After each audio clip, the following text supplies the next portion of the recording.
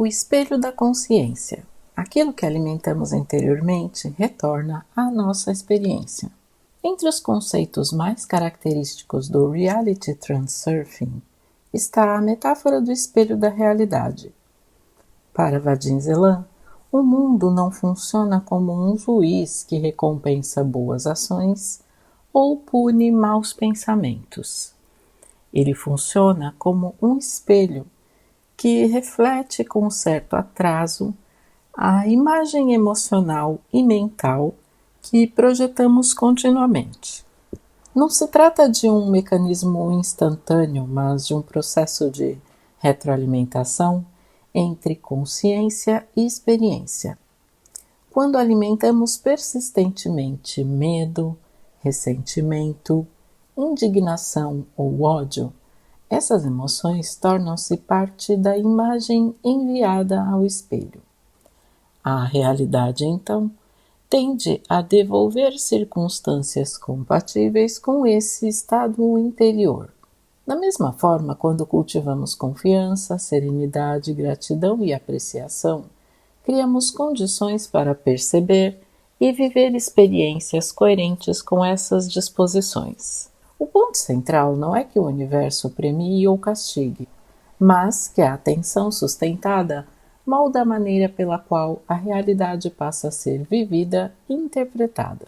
No Transurfing, o espelho da realidade responde principalmente àquilo que recebe energia contínua da consciência. O erro mais comum consiste em acreditar que lutar contra um problema o fará desaparecer. Para Zeland, ocorre frequentemente o oposto. Ao odiar uma situação, uma pessoa ou uma ideologia, continuamos investindo atenção e importância exatamente naquilo que desejamos eliminar.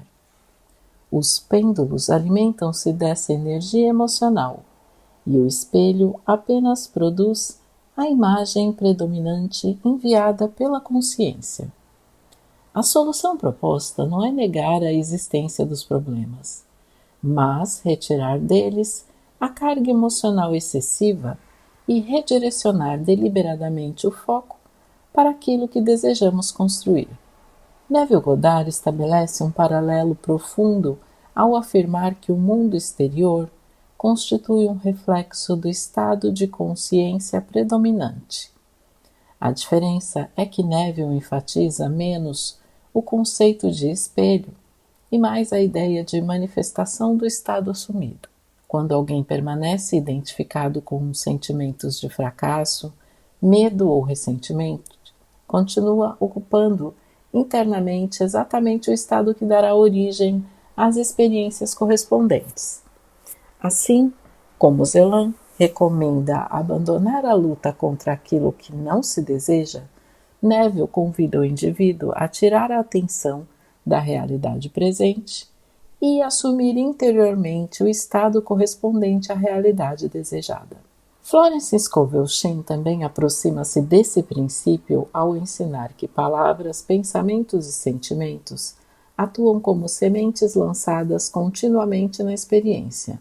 Ela observa que insistir em pensamentos de escassez, crítica ou ressentimento equivale a plantar exatamente aquilo que mais tarde será colhido. Sua proposta consiste em substituir deliberadamente esses padrões por confiança, gratidão e expectativa positiva.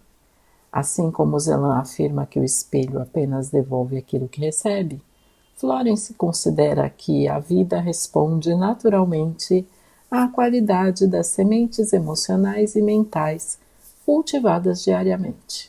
Um curso em milagres interpreta esse processo em termos de escolha entre o medo e o amor.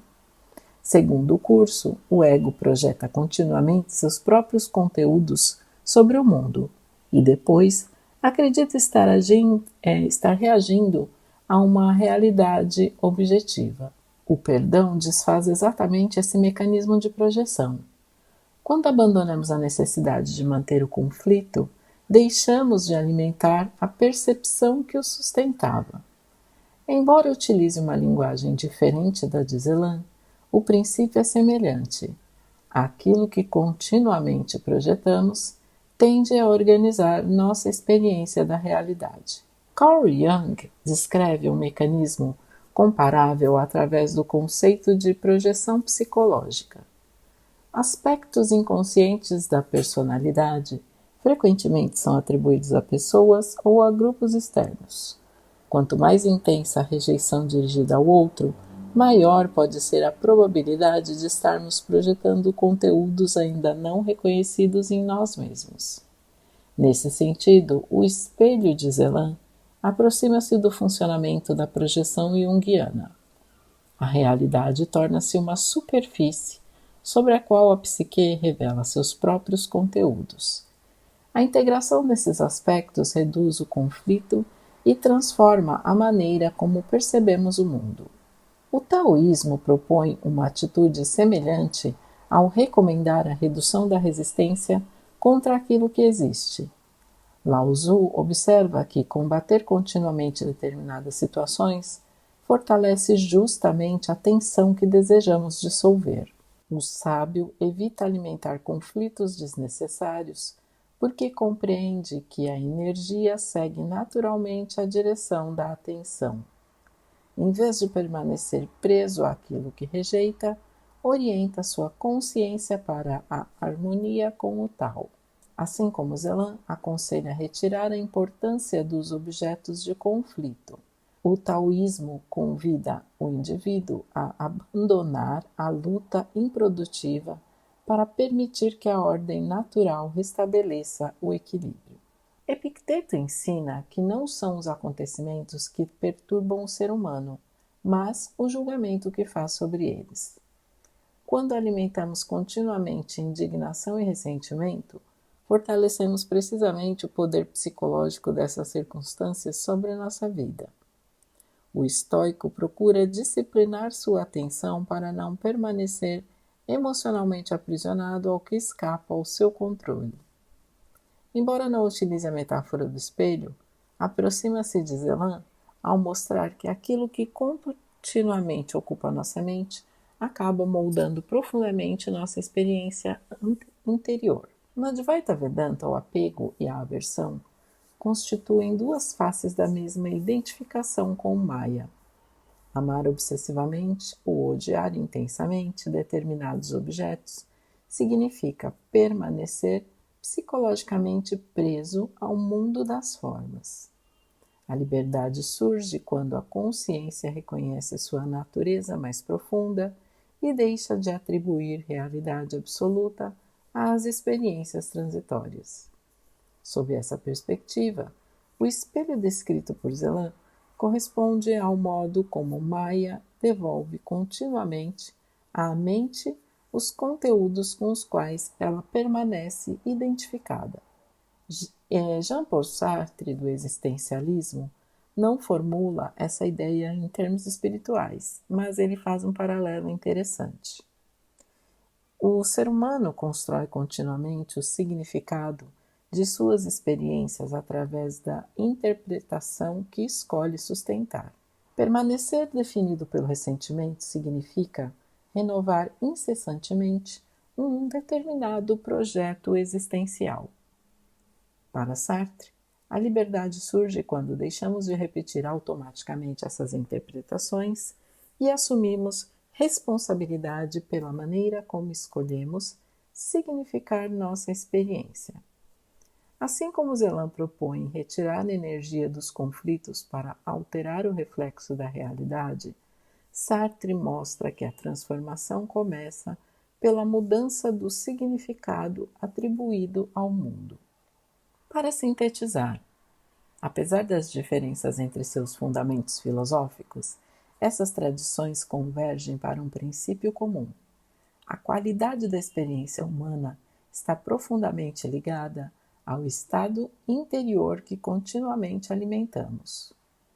O Transurfing descreve esse processo através do espelho da realidade, que reflete a direção predominante da atenção e da energia emocional. Neville Goddard afirma que o mundo manifesta o estado de consciência assumido. Florence Scovel Shinn compara pensamentos e sentimentos há sementes que inevitavelmente produzem frutos correspondentes. Um curso em milagres explica que projetamos medo ou amor sobre o mundo e depois percebemos seu reflexo. Jung demonstra que conteúdos inconscientes frequentemente retornam através das projeções psicológicas. Lao Tzu recomenda abandonar a resistência para restabelecer a harmonia com o Tao. Epicteto recorda que nossos julgamentos determinam grande parte do sofrimento, enquanto o Advaita Vedanta ensina que o apego e a aversão permanecem ao domínio de Maya. Sartre acrescenta que o significado da realidade é continuamente construído pelas escolhas interpretativas da consciência. Entretanto, é importante distinguir essas perspectivas.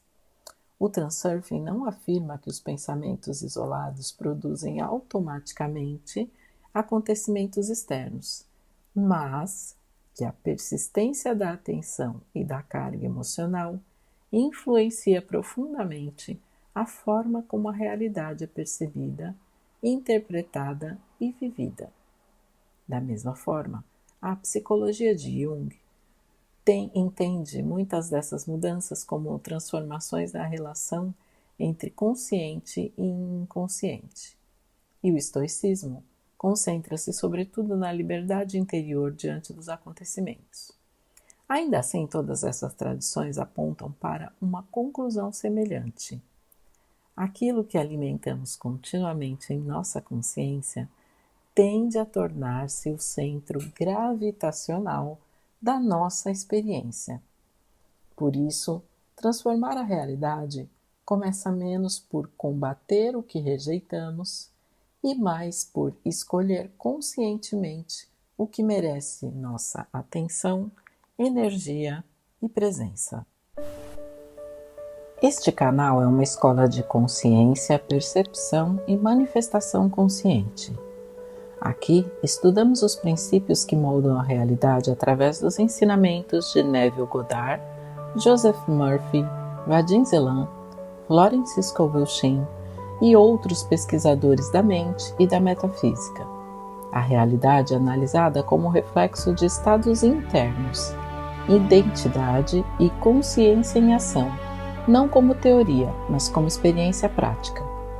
Cada vídeo é criado com profundidade, cuidado, intenção e presença para formar arquitetos da realidade, pessoas capazes de compreender, assumir e transformar a própria linha de vida conscientemente. Se fez sentido para você, inscreva-se no canal, deixe seu like e compartilhe. Isso ajuda o vídeo a chegar a mais pessoas que precisam desse conhecimento. Não ensinamos pensamento positivo superficial. Investigamos os mecanismos invisíveis que estruturam a experiência humana. Lembre-se sempre, um espelho nunca cria imagem, ele apenas reflete o que está diante dele. A realidade faz exatamente a mesma coisa.